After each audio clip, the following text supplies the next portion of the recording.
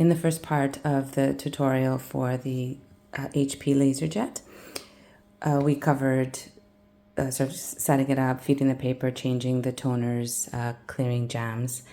And this time I want to show you how to actually use the printer. So there's several functions that you'll be using it for: copying, scanning, and printing. Copying sounds pretty basic, and it actually is.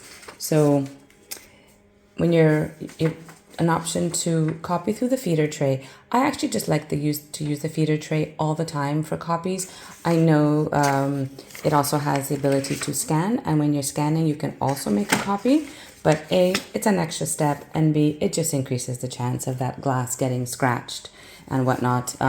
So really, any sheet of paper like this, you really should just be putting here. If you're photocopying something like an ID or something that is not, you know, a normal sheet of paper, by all means, you know, use a scanning glass. Otherwise, this is super easy. It's what it's there for. Just make sure that your guides, again, are tucked on either side of the paper. Feed that in. The ink should be facing up, and you know that as well because you can see that. I'm not sure if we can pick that up, but anyway, there's a little diagram on there that shows a piece of paper with some writing on it, so you know that that's got to face up. And it's just saying that there's a document in the document feeder, and you will press copy. In fact, it already knew that it was a copy because it's kind of giving you the option for a copy here. And so you press copy. Okay. So there's our copy. And the output tray for that is right here. If I want to copy something that is not on regular printer paper, or it's a different size, as I mentioned before, I'm going to use the scanning glass to do that. So an ID is a really good example of that. So I'm going to open this up. And this is just my driver's license, and so I can put it up in the corner. I know that it's going to be perfectly straight if I do that, but depending on how you want it done, you could put it in the center. It doesn't have to be at the top corner. That's just more for lining up documents. You can line up an ID there as well, absolutely, but it'll end up in the corner. So visually, if that's okay, then it's fine. Otherwise, put it wherever you want in the glass. Lower this, and remember that the default setting is going to be black and white, so I'm going to want to do this one in color. So I can go into the settings, which is the three little lines there. I can also go to copy, it probably doesn't matter. And there we go. So the color mode, I'm going to want to leave it on color. It's the first one on the list. The default setting for the machine is grayscale, but if you were to go into the settings, C comes before G, so you're going to see color first on the list. And everything else, one-sided, automatic tray, that's fine.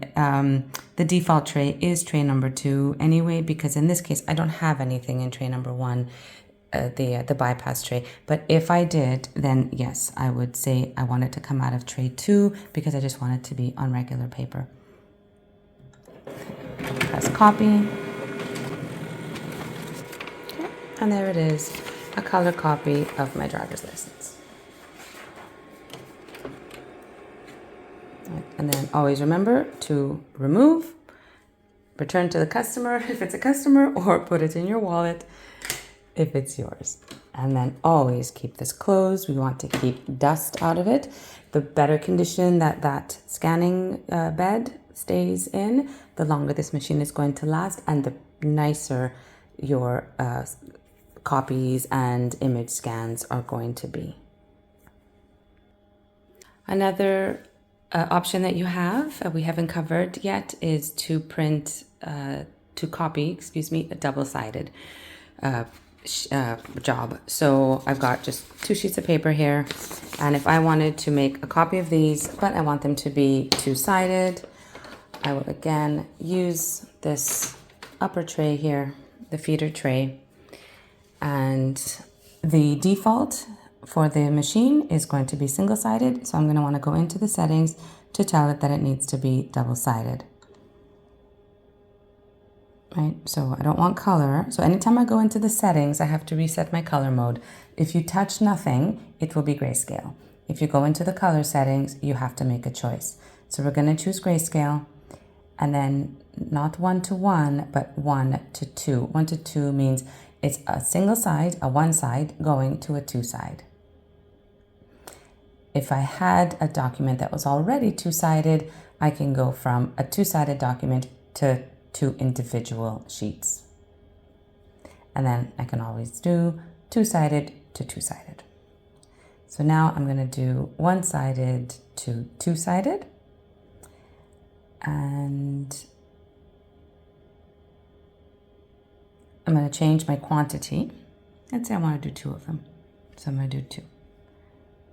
And copy.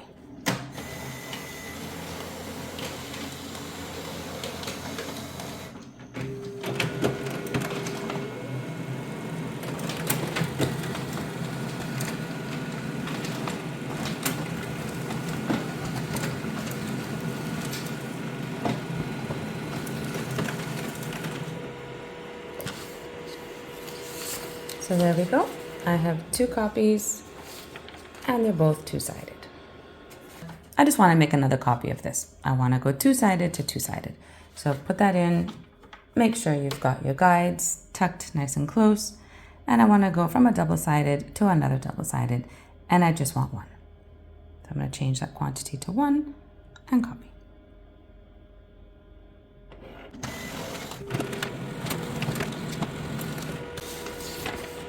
And there we go. Two-sided from a two-sided. That's that.